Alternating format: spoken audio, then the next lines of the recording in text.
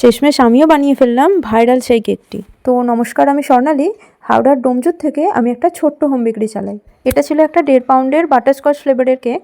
যিনি আমার থেকে এই কেকটা নিচ্ছিলেন তিনি আমার নতুন কাস্টমার। বেশ কয়েকটা কেকের ফটো দেখার পরে তার এটাই পছন্দ হয়েছিল। তো যাই হোক, আমি কেকটা বেক করে ক্রাম কোটিং করে কিছুটা সময় ধরে সেট করে নিয়েছি।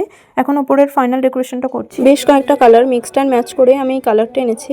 আর এই স্ক্র্যাপারটা দেখলে আমার কাছে ওরকম ফ্লেক্সিবল স্ক্র্যাপার ছিল না, সেজন্য জোগাড়ু বুদ্ধিতে একটা নিজে থেকেই বানিয়ে নিয়েছি। লাস্ট মাসে বেশ কয়েকটা এরকম বিয়ের থিমের উপর কেক ছিল। আমি দেখবো যদি ভিডিওগুলো রেকর্ড করা থাকে আমি অবশ্যই তোমাদের সাথে একটা একটা করে শেয়ার করবো। তো যাই হোক, তোমরা যদি আমার থেকে কেউ কেক নিতে চাও তো আমাকে ইনবক্সে যোগাযোগ করতে পারো। আমি সেখানে তোমাদের সমস্ত ডিটেলসটা দিয়ে দেবো। অবশ্যই 2-3 দিন আগে আমাকে অর্ডারটা কনফার্ম করে দিতে হবে। এটা ছিল একটা সিঁদুর চুবড়ি, তো সেটার এফেক্টটা আনার জন্য দেখতেই পাচ্ছ আমি একটা স্ক্র্যাপার দিয়ে আমি সুন্দর করে ডিজাইন করে নিয়েছি। আর ওই যে নজলটা আছে বাস্কেট নজল দিয়ে আমি সাইডের ডিজাইনটা করে নিলাম। আর শেষে উপর থেকে সিঁদুর ঢেলে দিয়ে আমি পুরো কেকের ডিজাইনটা কমপ্লিট করে নিলাম। তোমরা কি ভাবছো অরিজিনাল সিঁদুর? আরে না না, এটা ছিল কেকেরই স্পঞ্জ। রেড কালারের একটা কেকের স্পঞ্জ বানিয়ে নিয়ে আমি সিঁদুরের এফেক্টটা এনে নিয়েছি। আর এখন যেটা তোমাদের দেখাচ্ছি সেটা ছিল একটা গাছ কৌটো।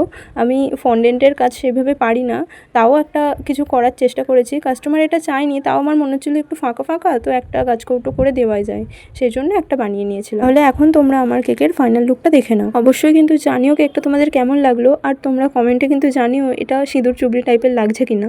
পুরো ভিডিওটা দেখার জন্য থ্যাংক ইউ।